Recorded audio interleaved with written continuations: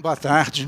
Sempre brinco que é difícil acertar o meu nome, que é Bendral, e não Bendrão, mas, enfim, cepa grave.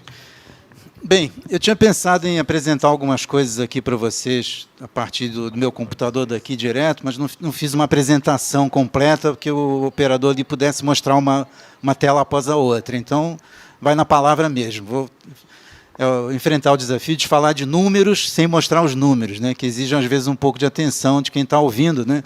Espero não me enrolar muito, mas vamos lá.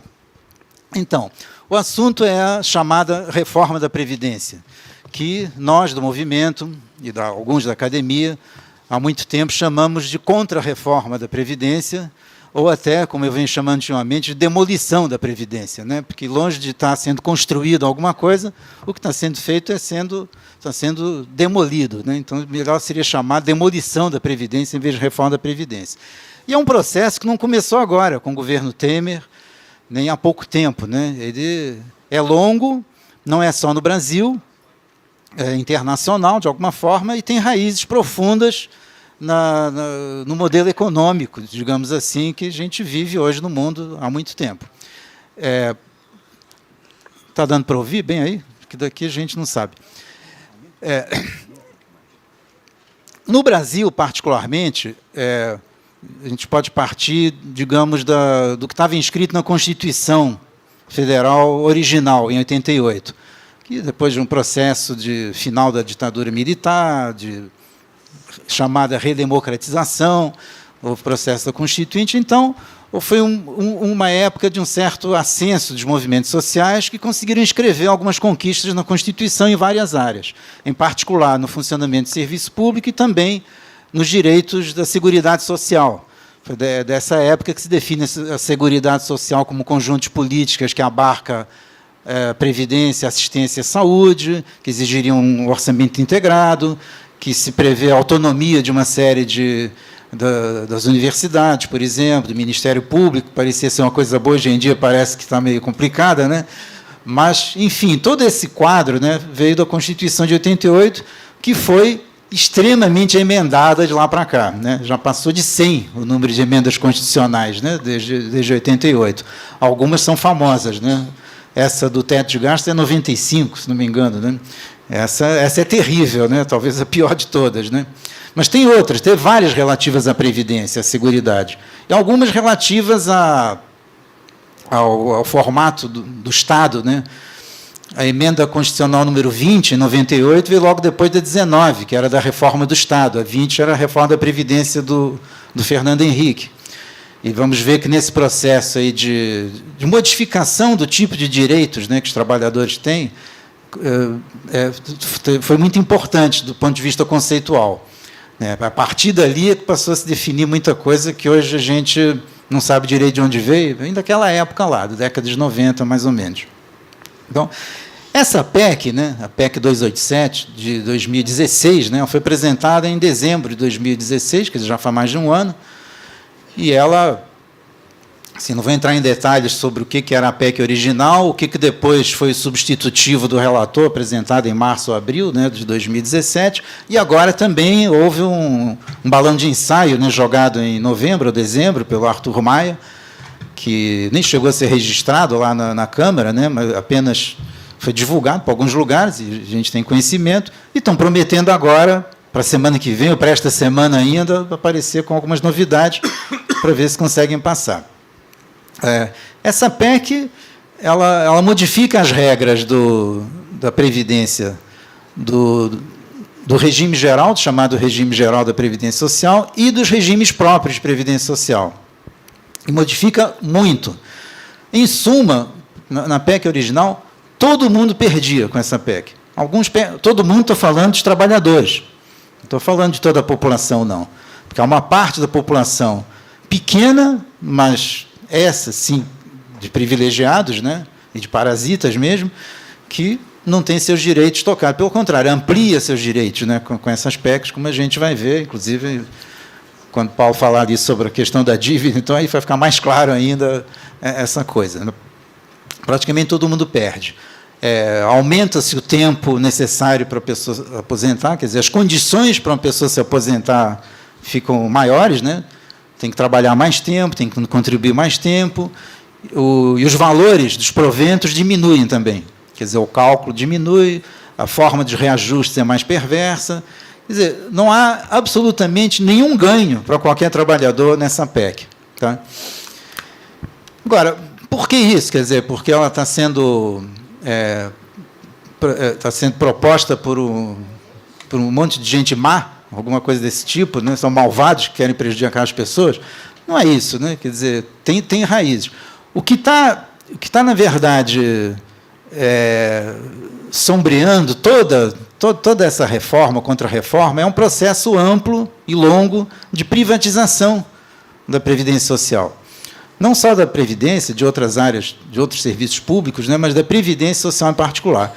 E esse é um movimento mundial, não é um movimento apenas inventado aqui no Brasil, cujo primeiro maior, forte balão de ensaio ocorreu no início da década de 80, no Chile, final da década de 70 e início de 80, no Chile, quando a ditadura de Pinochet privatizaram toda a Previdência Social.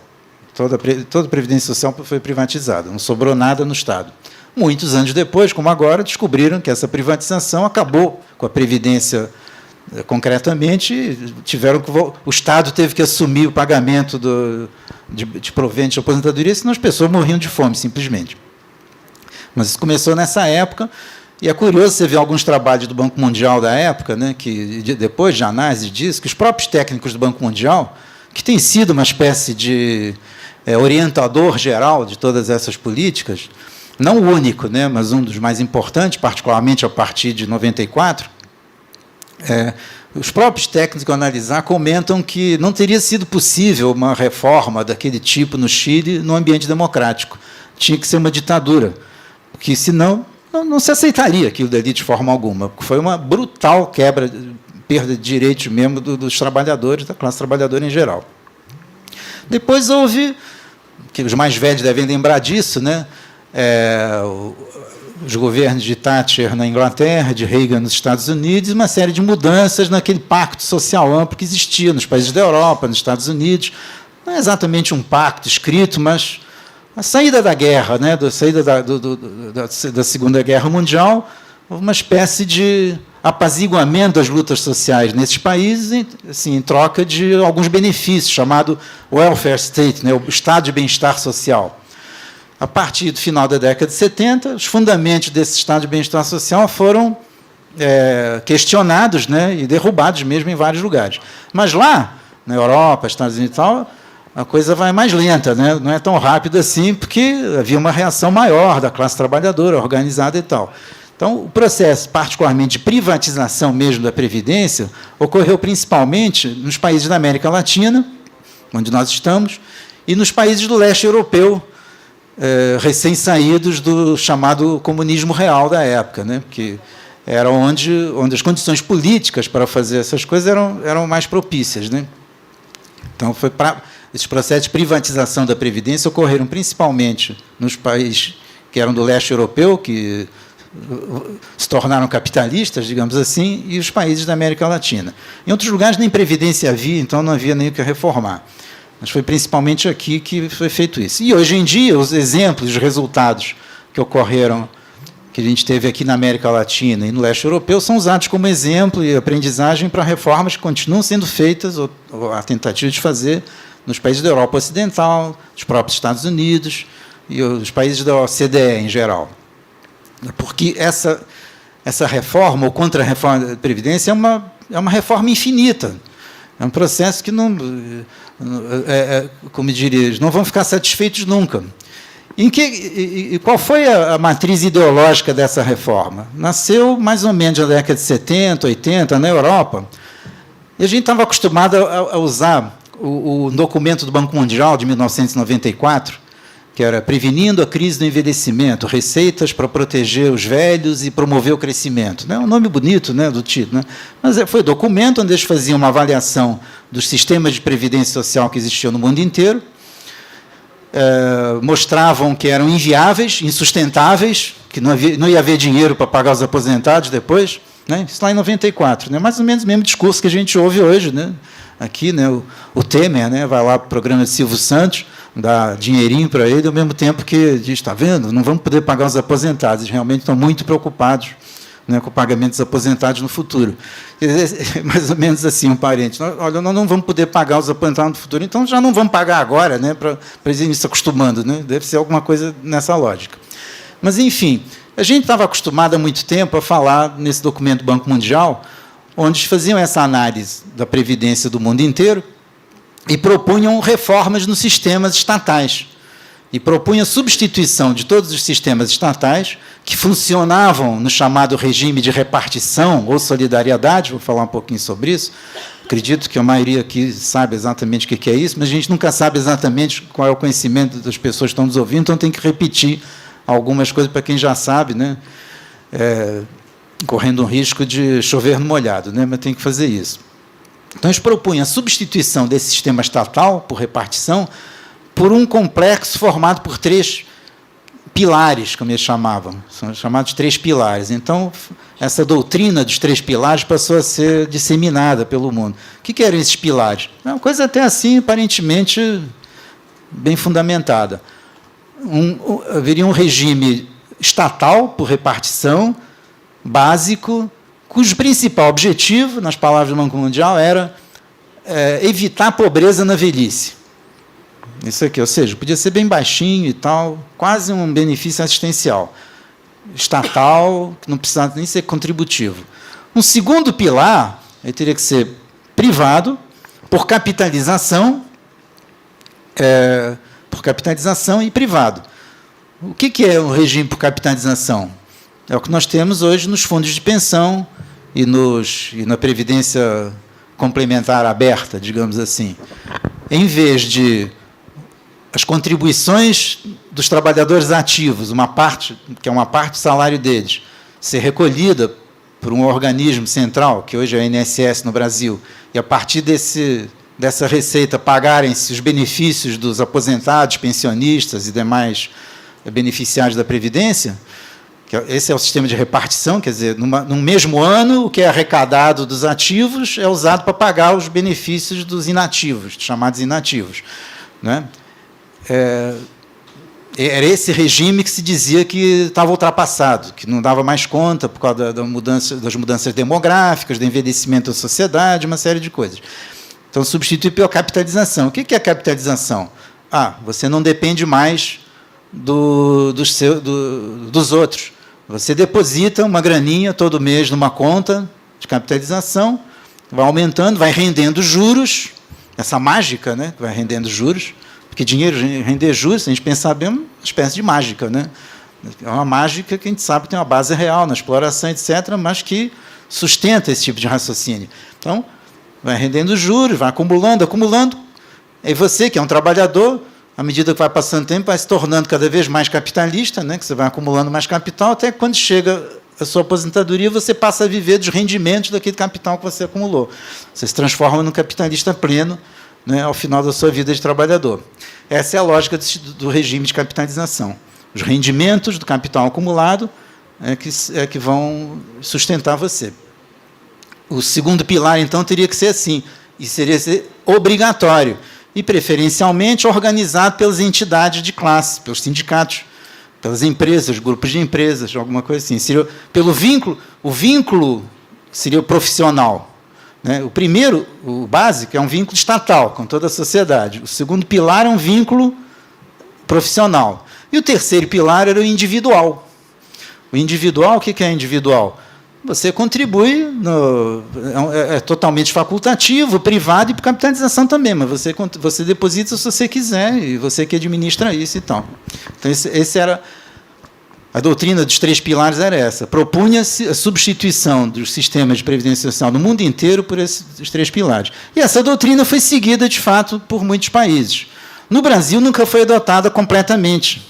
O segundo pilar não se tornou obrigatório, né? Mas foi assim. E foram feitas muitas reformas, até mais ou menos, até o início desse século aqui, que estancaram abruptamente, mais ou menos em 2005, não houve, antes mesmo daquela crise financeira de 2008, 2009, parou um pouco esse processo de privatização. Assim, talvez porque já tivessem privatizado tudo que precisava. Não há assim, uma avaliação unânime ou consensual entre quem estuda isso daí dos motivos para não ter havido isso. É claro que houve oposições, uma série de coisas, e também que o trabalho já tinha sido feito, então não precisava mais fazer de novo em algumas situações. Mas espero poder comentar um pouco isso ainda depois. O que eu descobri semana passada, não foi agora quase por acaso, foi que esse sistema de 3 pilares é relevante para o que nós vamos discutir aqui, particularmente na parte política, é que essa doutrina de 3 pilares não teve origem em 94 no Banco Mundial. Ela teve origem, na verdade, na Suíça, em 1972, quando a Suíça colocou na sua Constituição essa lógica dos 3 pilares. E colocou essa lógica na Constituição a partir dos 3 pilares, na sequência de um debate nacional, de um confronto que houve, com uma outra proposta. A outra proposta era um sistema estatal para todos, e era defendido pelos comunistas na Itália, na Suíça. A proposta dos 3 pilares foi defendida pelo mercado financeiro, pelas seguradoras, e conseguiram, na época, a adesão dos sindicatos, de várias centrais sindicais. Por quê? Por causa daquele segundo pilar profissional. Vários sindicatos, dirigentes sindicais, né, foram atraídos, né, particularmente o Partido Social Democrata e outros próximos a ele, foram atraídos pela promessa de que iam poder gerir o dinheiro da Previdência. Então, essa coisa que a gente viu aqui em Previ, Petros, não sei o que e tal, não aconteceu só aqui. Nós já tínhamos, como é que se diz, lições históricas sobre isso. Essa doutrina dos 3 pilares ganhou no debate nacional na Suíça contra uma proposta que era mais socialista, digamos assim, que era o único sistema estatal para todo mundo, simplesmente, que os comunistas defendiam. Os comunistas perderam, ganhou esses 3 pilares. Posteriormente, entre 72 e 94, houve um processo de disseminação gradual dessa doutrina de 3 pilares na Europa, basicamente pelas companhias seguradoras, e quando as companhias americanas passaram a entrar mais na Europa. Então, foi um processo bancado pelas seguradoras e pelo capital financeiro, principalmente, até que algumas organizações internacionais, em particular o Banco Mundial, pegaram essa ideia a partir de 94, e então passou a haver uma disseminação internacional maior. O que eu lembro disso? Para dizer que nada que esse pessoal está falando por aí para defender essa contra-reforma, essa PEC, é novidade. Eles não inventaram isso, não. E pouca coisa é formulada por eles próprios. Eu estive há tempos assistindo ali na Fundação Getúlio Vargas, o lançamento aqui no Brasil de um documento do Banco Mundial também, o Ajuste Justo, um documento que eles fizeram, uma análise que fizeram sobre a análise do gasto social no Brasil e propostas para mudar. Um negócio horroroso, assim, assim, como se qualquer gasto social fosse um desperdício, né? E tudo aquilo que tem que ser modificado, tudo aquilo que a gente batalha para ter como direito social, eles acham que é um desperdício e tem que acabar. E também, a gente estudando as coisas do passado, vê que não tem, de fato, novidade nesse aspecto. Nós continuamos, no fundo,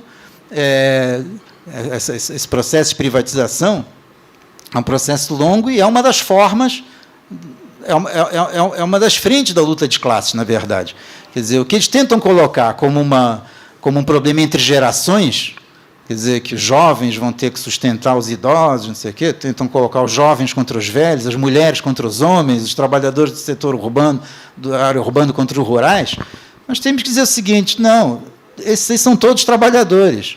O verdadeiro conflito não é entre as classes, não é entre as gerações, não é entre os sexos, nem entre as clientelas urbana e rural, não é isso. O verdadeiro conflito que existe é entre as classes. E o que nós estamos discutindo aqui é a partilha do produto nacional. Tudo aquilo que a classe trabalhadora produz, para quem que vai? Se vai para os que continuam trabalhando, para aqueles que já trabalharam, que são os aposentados, pensionistas, ou se vai para os verdadeiros parasitas, que são os rentistas, aqueles que vivem exclusivamente de rendimento de capital, vivem e acumulam. Essa é a questão fundamental, que não está sendo tocada sequer nessa discussão. Querem acabar os privilégios dos servidores públicos, né? Os documentos falam em coisas assim do tipo os 40% mais ricos. Os 40% mais ricos, gente, inclui gente que ganha salário mínimo. Quer dizer, a gente tem um quadro de desigualdade de rendimento brutal no país, a tal ponto que os 40% mais ricos, você tem pobres. Quer dizer, então, é ridículo, né, você trabalhar com essa categoria. O documento do Banco Mundial do Ajuste Justo fala nisso. No caso das universidades, fala, por exemplo, nos 60% mais ricos são responsáveis por não sei quantos por cento das matrículas, como se isso fosse um absurdo. 60% mais... Gente, daqui a pouco estão falando que os 99% mais ricos estão privilegiados, né? Quer dizer, é um jogo de uso de percentagens e tal, que é jogado assim, que se você não prestar atenção, você é levado por isso.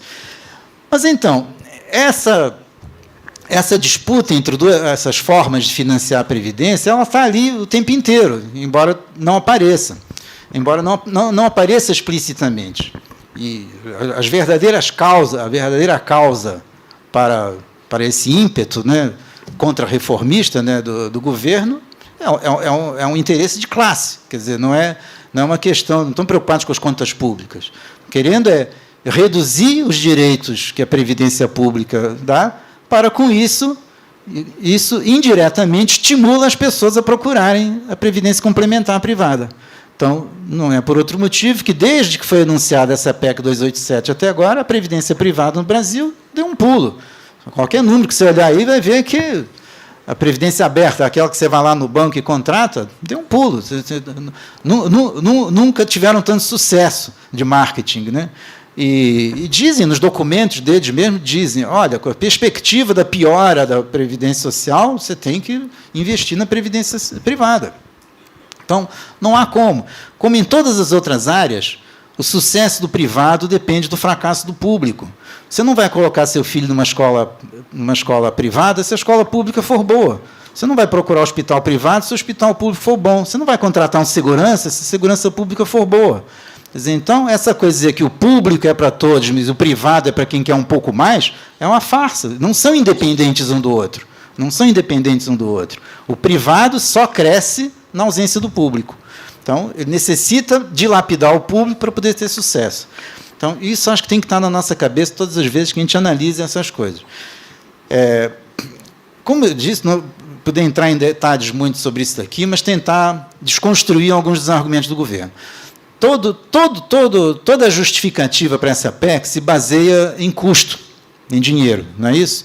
Não vai haver dinheiro para pagar, gasta muito e tal. E a propaganda do governo no início é, olha, esta reforma vai economizar, no início era 700 bilhões de dólares nos próximos 10 anos, uma coisa assim. Como é que a gente tem que ler isso? Essa reforma vai tirar 700 bilhões de reais da classe trabalhadora. Assim que a gente tem que ler. Quer dizer, a medida exata do prejuízo é o que eles apregam como vantagem. É vantagem para eles, mas não para nós.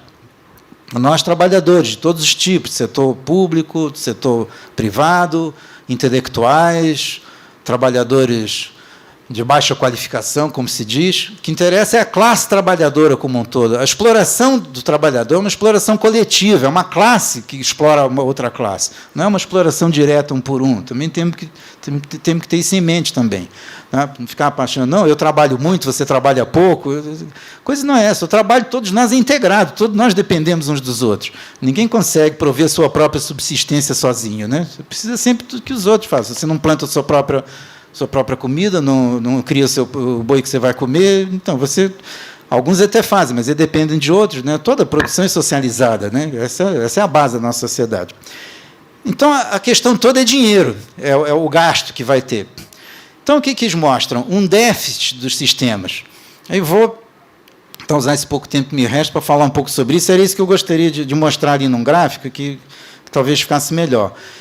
Para mostrar que o regime geral, quer dizer, o administrado pelo INSS, você pode dividir nos dois setores, questão de clientela, né, urbano e rural, que são bastante diferentes.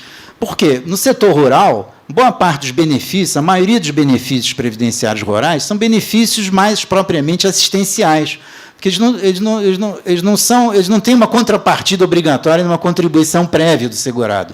O cara tem direito simplesmente porque adquiriu determinadas condições de vida, de trabalho, não precisa ter contribuído para isso. Então, a parte rural necessariamente terá um déficit, ou seja, a arrecadação feita no meio rural vai ser sempre muito inferior ao gasto no meio rural. Não tem jeito. Então, tem que separar isso, e esse déficit tem que ser coberto pela Receita Geral do Estado, os impostos que o povo inteiro paga de maneira geral, inclusive o trabalho dos trabalhadores rurais, que também paga. Porque, um outro parênteses, é importante a gente ter noção também que a contribuição do trabalhador para a Previdência não é apenas aquela que é contabilizada em seu nome. Por exemplo, quando você no seu contra-cheque lá desconta lá R$150 para a Previdência, isso não quer dizer que você contribuiu só com aqueles R$150. A parte do empregador foi contribuição do trabalhador também. Tem jeito. Porque quem mais é que produz os valores de uso, os bens e serviços necessários que todo mundo consome? A classe trabalhadora. Até agora não inventaram algum jeito das coisas virem por mágica, simplesmente porque o capitalista mandou fazer. Ele precisa do trabalho sempre para fazer. É a classe trabalhadora que produz tudo. O que estamos discutindo em última análise é a distribuição do produto desse trabalho, por meio do dinheiro que você passa para um e para outro e que mascara um pouco essa história toda. Mascara, por exemplo, quando você acha que a contribuição do trabalhador é só aquilo que foi descontado do seu contra-cheque, e que aquilo que o patrão pagou, por exemplo, é a contribuição do empregador. Mas aqui é a contribuição do empregador, o empregador tirou também do produto que o empregado deu para ele, assim como tirou seu próprio lucro.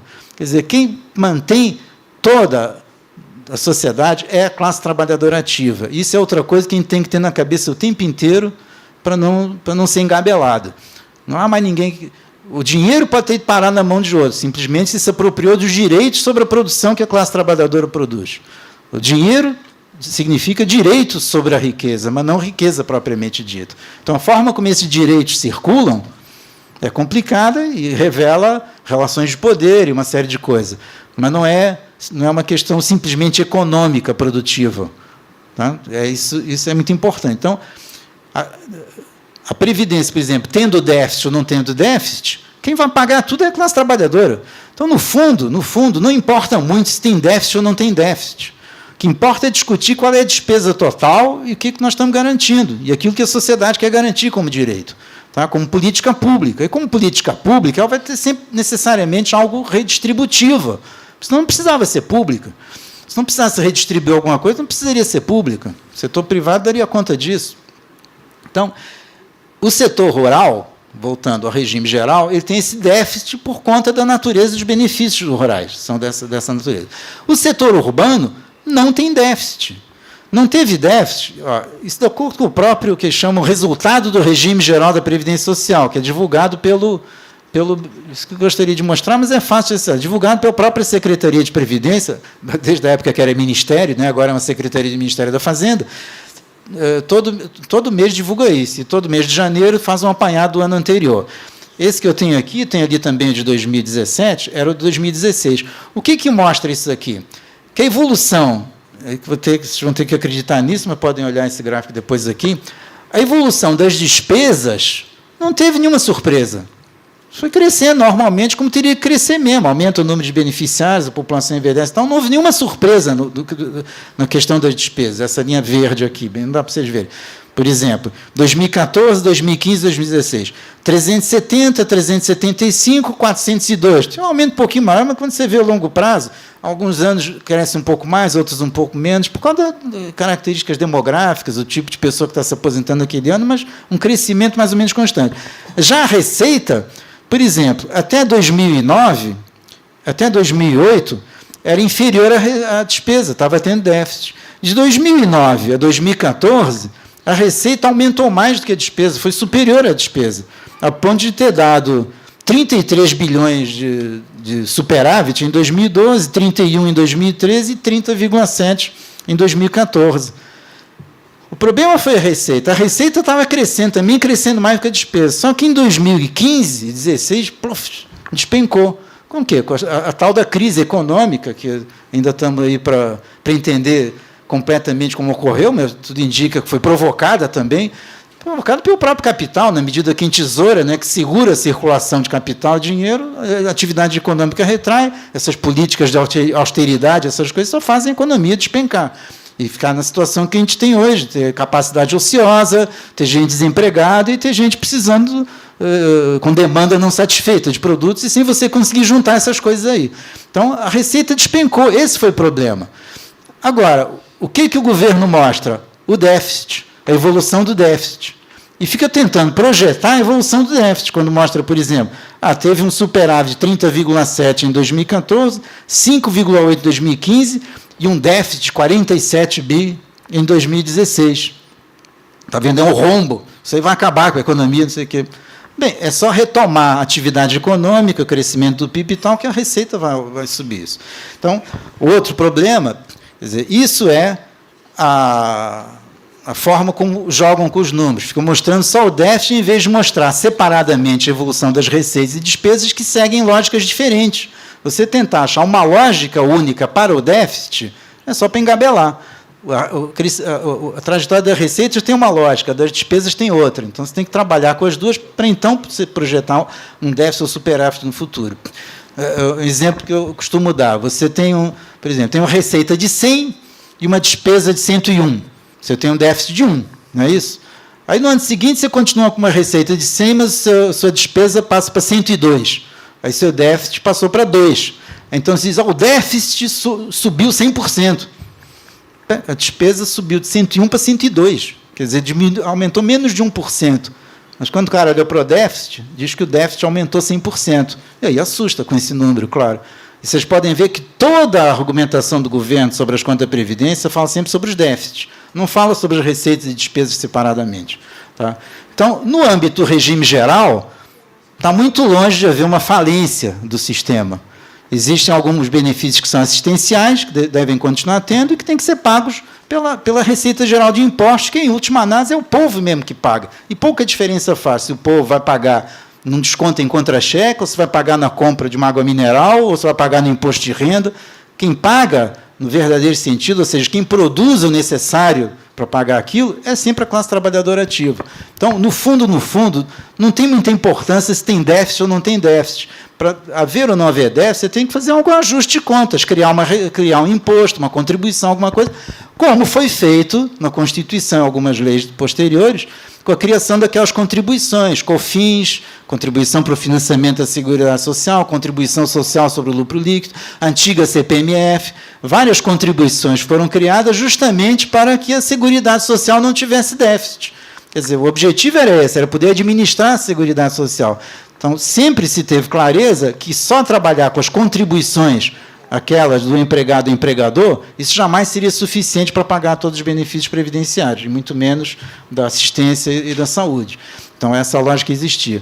Eu vou pedir para passar uns 10 minutos aqui para falar sobre a previdência dos servidores públicos. Eu acho que é importante, porque isso daqui as pessoas... Mas isso que eu vou falar sobre os servidores públicos, nem sempre se lembra disso. Tá? E é onde a propaganda do governo agora está mais forte. Eles descobriram que tem que dividir as pessoas, então tem que acenar para o povo com os privilégios absurdos dos servidores públicos, esses apaniguados, né? Esses marajás, né?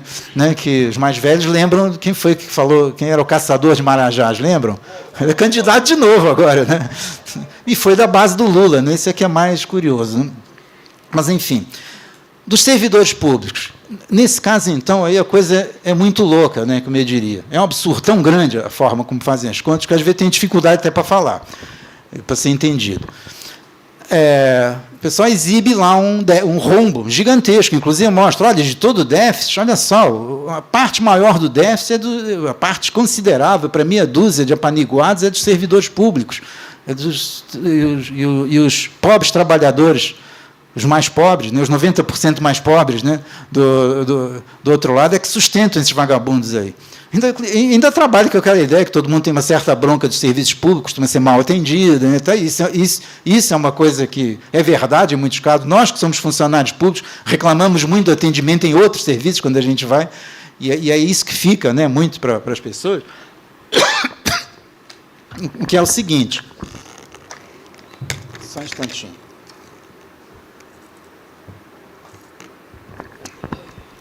Até 1993, não havia contribuição dos servidores para a Previdência. Não havia, o regime não era contributivo. Eu falei que existe um regime de financiamento de repartição ou solidariedade, né, que as contribuições dos ativos é que pagam os benefícios dos inativos.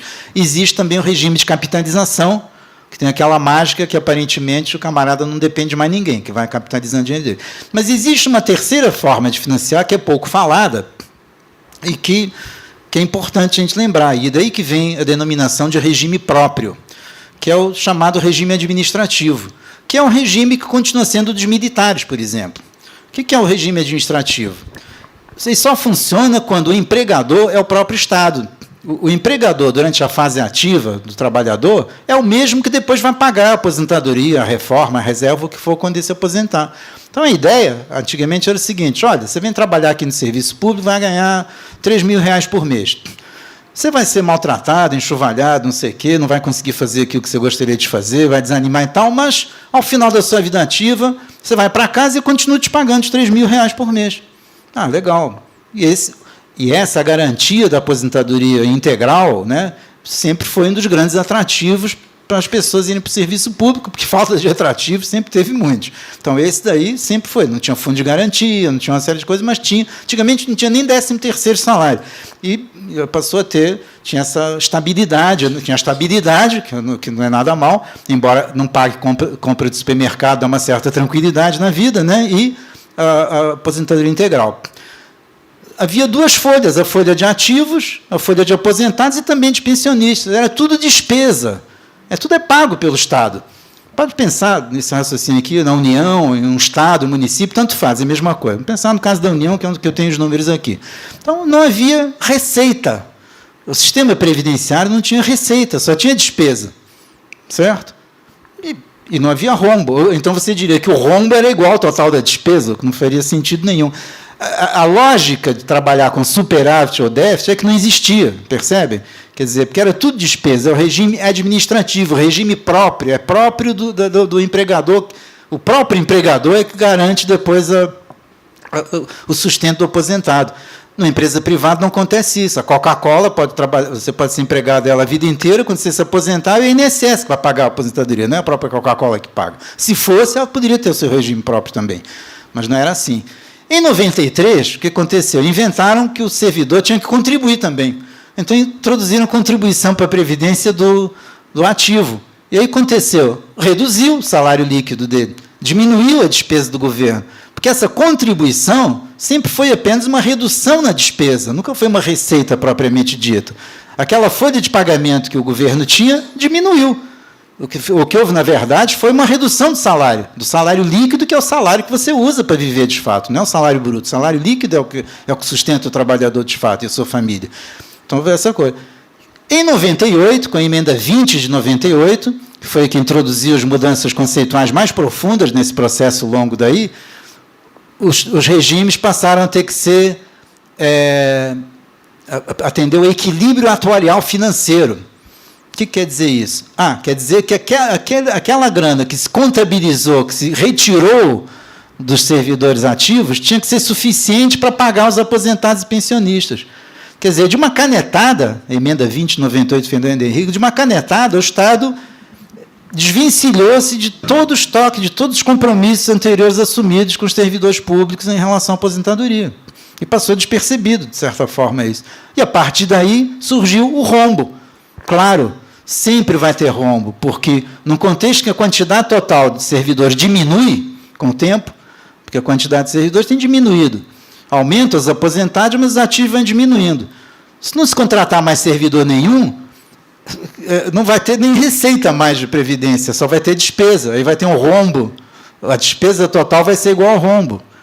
Agora, vocês percebem a mutreta que foi essa lógica? Se quisesse reconhecer os compromissos do Estado com os servidores públicos anteriores, tinha que ser feito um aporte gigantesco naquele momento, em 98, para fazer um fundo, alguma coisa, para então fazer a conta se tinha déficit ou não. Porque, afinal, todos aqueles anteriores estavam com um contrato que estava em vigor naquela época. Não havia contribuição para a Previdência, não era obrigatória. Então, não havia nem superávit, nem déficit. Quer dizer, então, a origem do rombo do sistema de previdência dos servidores está na emenda 2098. E como passaram a fazer as contas depois. Não houve nenhum fato realmente econômico que criasse isso. Foi apenas uma maneira de fazer a conta. Porque a despesa do governo diminuiu, aí aumentou o rombo. Vejam só, se o Estado para de contratar, não contrata mais ninguém, só se aposentam pessoas, é claro que a despesa com aposentados e pensionistas vai aumentar. E a tal da contribuição é uma contribuição entre aspas, que é contábil só. O governo arrecada e paga para ele próprio, tira do dinheiro que ele dá para o servidor e fica com ele mesmo.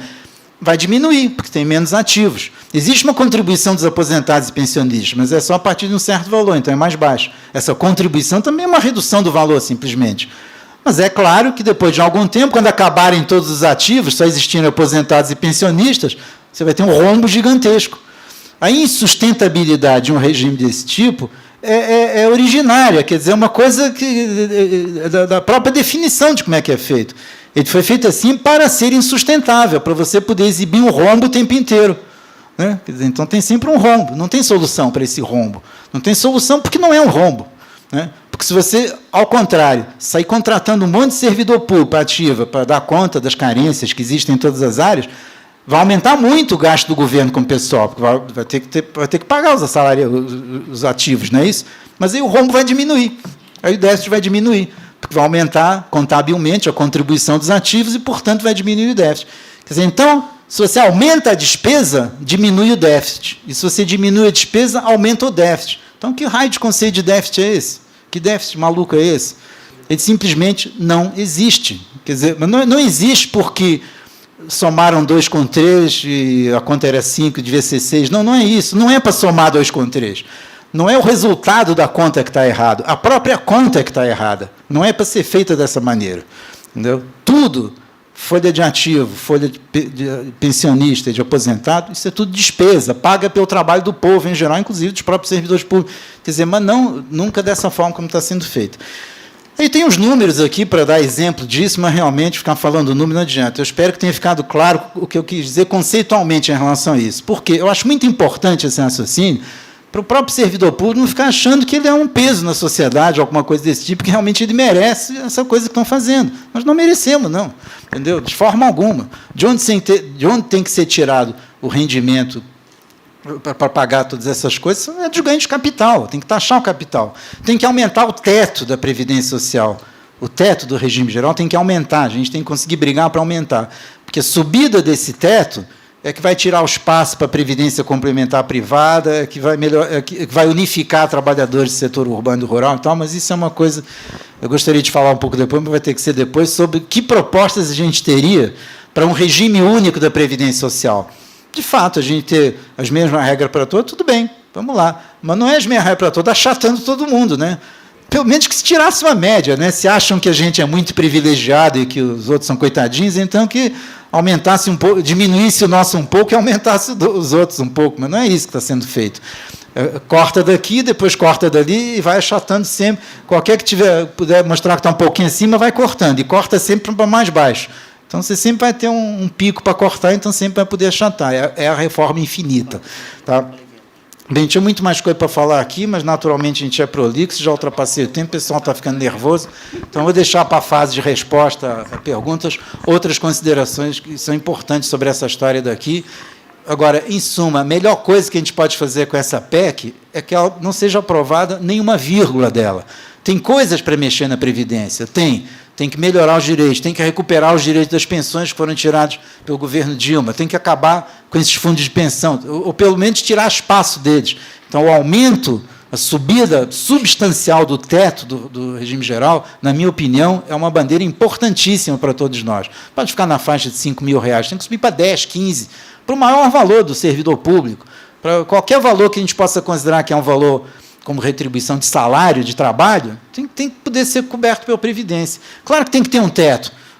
O cara que ganha R$200 mil por mês não ganha R$200 mil com o trabalho dele. Ele está se apropriando uma parte do trabalho dos outros, ganhando isso aí.